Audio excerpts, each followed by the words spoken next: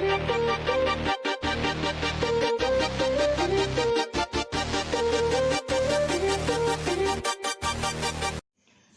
वालेकुम दोस्तों, Najeeb official YouTube channel में खुश आमदीद। दोस्तों, इस वीडियो में हम 10वीं जमात महाराष्ट्र बोर्ड उर्दू मीडियम के साइंस 2 का मुताला कर रहे हैं। चैप्टर 1 पढ़ रहे हैं हम, तवारुस और इर्तिका। ये चैप्टर की तीसरी वीडियो है जिसमें हम डार्विन का कुदरती इंतखाब का नज़रिया, लेमार्क का नज़रिया और जमात का ज़हूर, ये 3 टॉपिक डिस्कस करेंगे। आइए वीडियो की शुरुआत करते हैं। सबसे पहला पॉइंट है डार्विन का कुदरती इंतखाब का नज़रिया।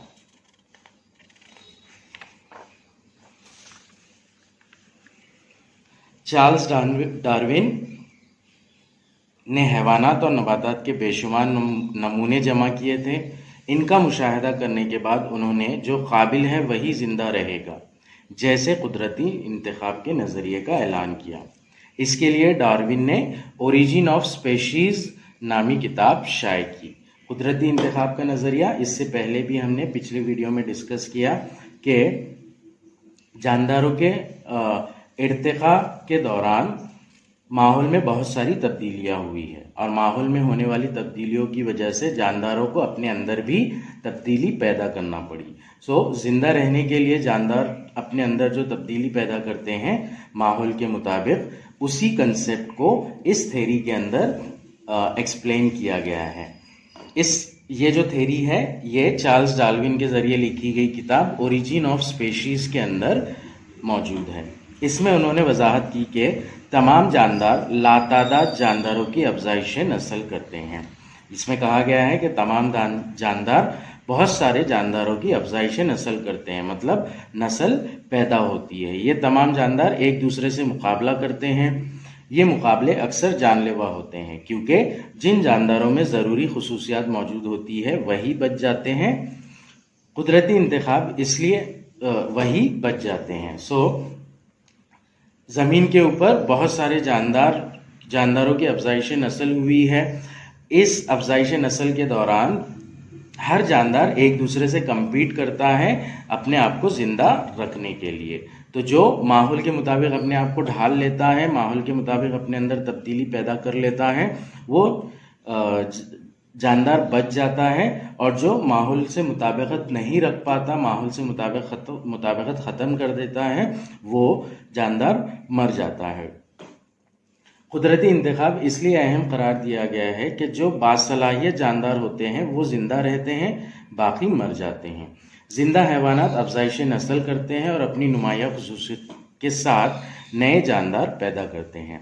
डार्विन के कुदरती इंतखाब के इस नज़रिए को तवील अरसे तक लोगों ने कबूल किया, लेकिन इसमें कई नुकात पर एतराज़ात भी किया गया। कुछ अहम एतराज़ात दर्जे झैल हैं। डार्विन की थ्योरी बहुत सारे लोगों ने इसे एक्सेप्ट किया, इसे सपोर्ट किया, लेकिन कुछ लोगों ने इसके अंदर कुछ डीमेरिट्स भी निकाले, कुछ खामियां भी निकाली जो कि झैल के मुताबिक है। पहला वाला पॉइंट है, सिर्फ कुदरती इंतखाब ही इर्तिका का जिम्मेदार नहीं है। इसमें कहा गया है कि सिर्फ कुदरती इंतखाब इर्तिका का जिम्मेदार नहीं है, उसके अंदर मसनूई इंतखाब भी शामिल होना ज़रूरी है। मतलब नेचर से होने वाले चेंजेस ही इर्तिका के जिम्मेदार नहीं है। माहौल में के मुताबिक जो जानवर अपने अंदर तब्दीली पैदा करते हैं वही चीज़ ज़रूरी नहीं है इर्तिका के लिए। उसके अलावा भी जैसे माहौल की तब्दीली और सैयारों सितारों के बारे में कंसेप्ट, ये सारी चीज़ें भी उसके अंदर शामिल है। नेक्स्ट पॉइंट, डार्विन ने मुस्तमिल और गैर मुस्तमिल तब्दीली की वजाहत नहीं की। मुस्तमिल और गैर मुस्तमिल तब्दीली यानी कि ऐसी तब्दीली जो इस्तेमाल होती है और ऐसी तब्दीली जो इस्तेमाल नहीं होती है। इर्तिका के सबूत के अंदर हमने एक सबूत पढ़ा था, आसारी आज़ा। आसारी आज़ा ऐसे होते हैं जो गैर मुस्तमिल होते हैं, जिनका इस्तेमाल नहीं होता है जिस्म के अंदर। तो इस्तेमाल होने वाले और ना इस्तेमाल होने वाले यानी कि आसारी आज़ा के कंसेप्ट को डार्विन ने अपनी थ्योरी में एक्सप्लेन नहीं किया है। तीसरा पॉइंट, सुस्त रफ्तारी और अचानक तब्दीली का इजहार नहीं किया है। इन एतराज़ात के बावजूद डार्विन का इर्तिक़ा से मुताल्लिक़ किया गया काम संगे मेल की हैसियत रखता है। इसके अंदर ये नहीं बोला गया है कि जो चेंजेस होते हैं वो बहुत सुस्त रफ्तारी से होते हैं, या फिर जानदारों में कोई कोई तब्दीली ऐसी होती है जो अचानक तब्दीली होती है। तो ये दोनों चीज़ों के बारे में, दोनों कंसेप्ट्स को डिस्कस नहीं किया गया है इस थ्योरी के अंदर। सो इस थ्योरी के अंदर इतने एतराज़ात होने के बावजूद भी ये थ्योरी बहुत अहमियत रखती है साइंस के अंदर।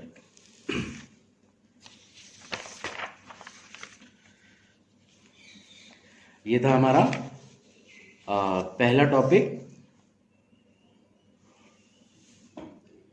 नज़रिए इर्तिक़ा, कुदरती इंतखाब का नज़रिया। चार्ल्स डार्विन के बारे में मालूमात दी गई है साइंसदानों का तारुफ में। चार्ल्स रॉबर्ट डार्विन 1809 में पैदा हुए, 1882 में इनका इंतकाल हुआ। इस अंग्रेज माहिर हयातियात यानी कि जो बॉटनिस्ट बोलते हैं इसे हम इंग्लिश में,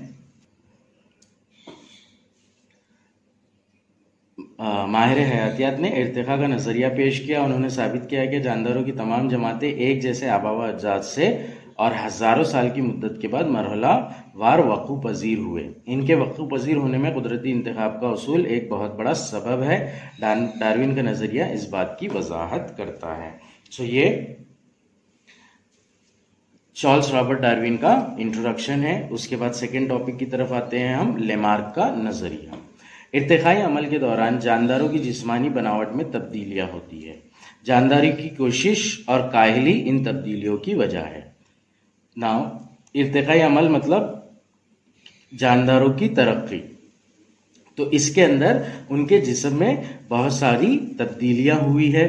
नाउ ये तब्दीलियाँ दो चीज़ों के ऊपर डिपेंड करती है, एक तो उनकी कोशिश और उनकी काहली की वजह से। अगर उन्होंने कोशिश की है तो माहौल से मुताबिकत पैदा करने वाली तब्दीली उनके अंदर आएगी। अगर काहली हुई है उनकी वजह से, सो वो मुताबिकत खत्म हो गई होगी और वो जानदार नापेद हो गए होंगे। इस नज़रिए को जैन बैप्टिस्ट लेमार्क ने पेश किया। इसे उन्होंने आज़ा का इस्तेमाल और गैर इस्तेमाल नाम दिया।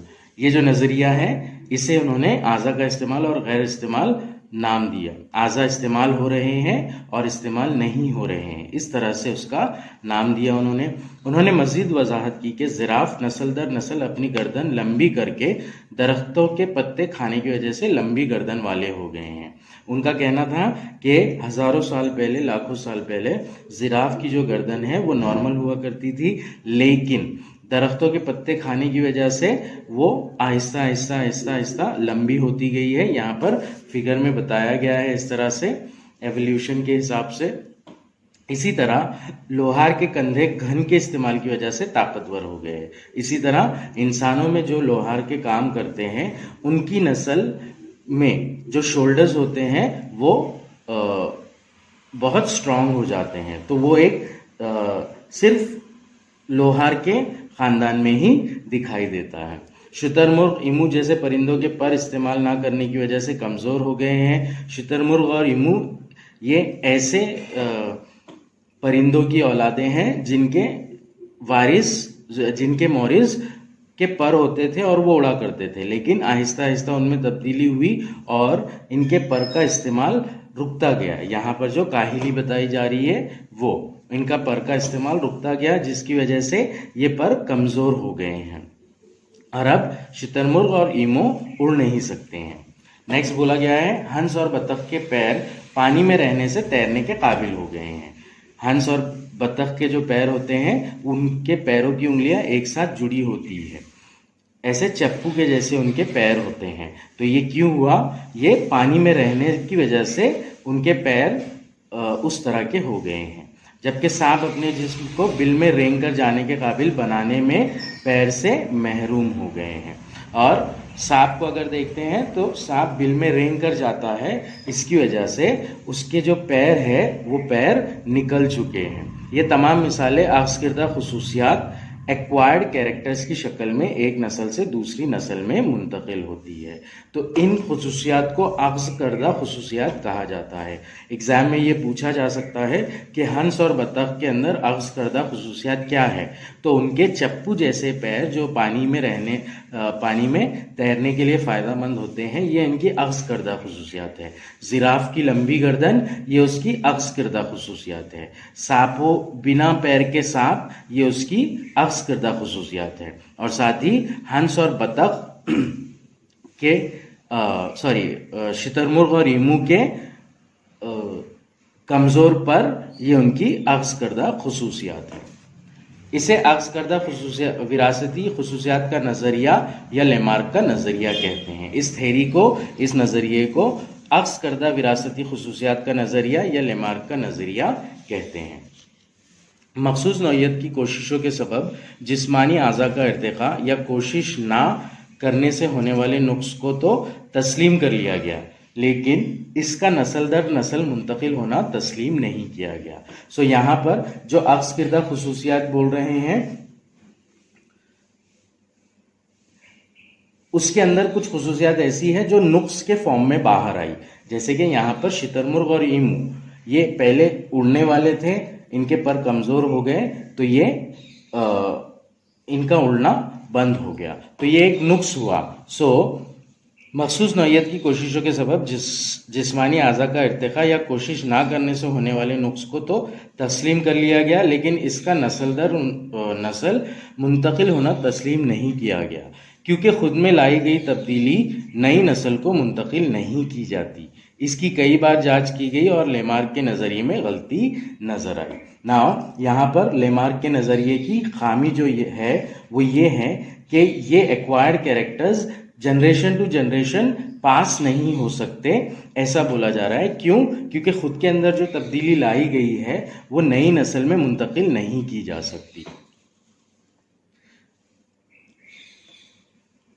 जानदार की हयात के दौरान जो खुसूसियात इसने अख्ज़ की है वो अगली नस्ल में मुंतकिल की जा सकती है। इसे ही अख्ज़ करदा खुसूसियात की जीनियात कहते हैं।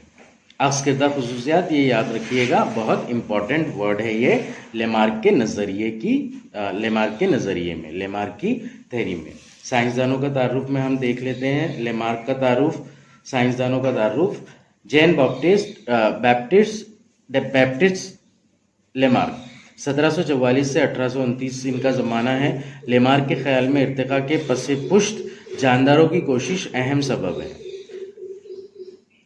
इर्तिक़ा का रीज़न लेमार्क ने जानदारों की कोशिश को बताया है, कोशिश या काहिली।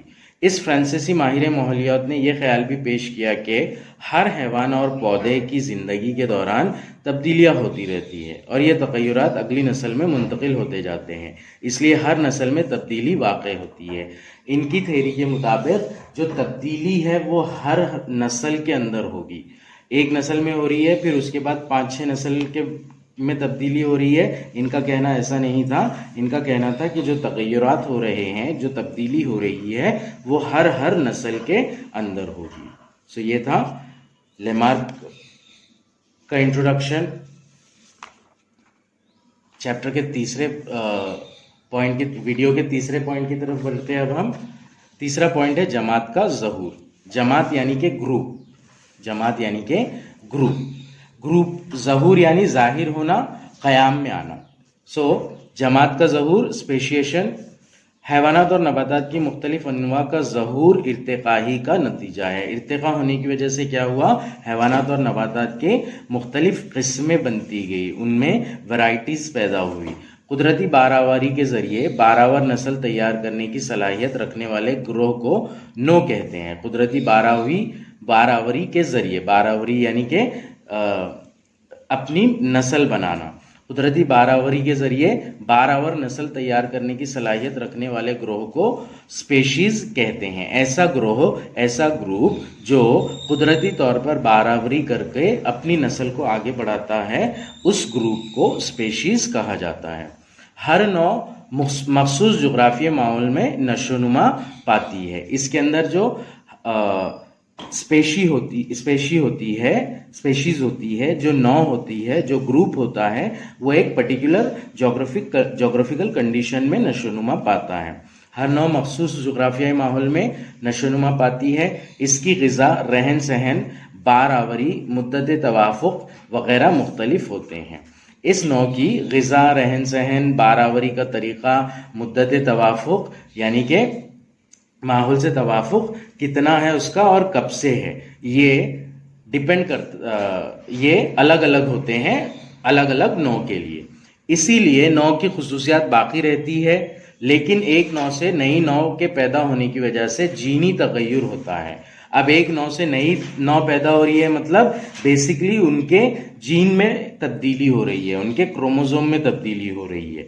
इसी तरह बहुत ज़माने बाद जानदारों की जुग्राफियाई और पैदाइशी तकसीम अनवा के ज़हूर का सबब बनती है। इसी तरह एक लॉन्ग पीरियड के बाद जानदारों की जुग्राफियाई और पैदाइशी तकसीम यानी कि उनकी बारावरी से नई नस्ल जो पैदा हो रही है उसके अंदर तब्दीली और जोग्राफिकल कंडीशंस में तब्दीली, इसकी वजह से बहुत सारे स्पेशीज का ज़हूर होता है, बहुत सारी अनवा बनती है।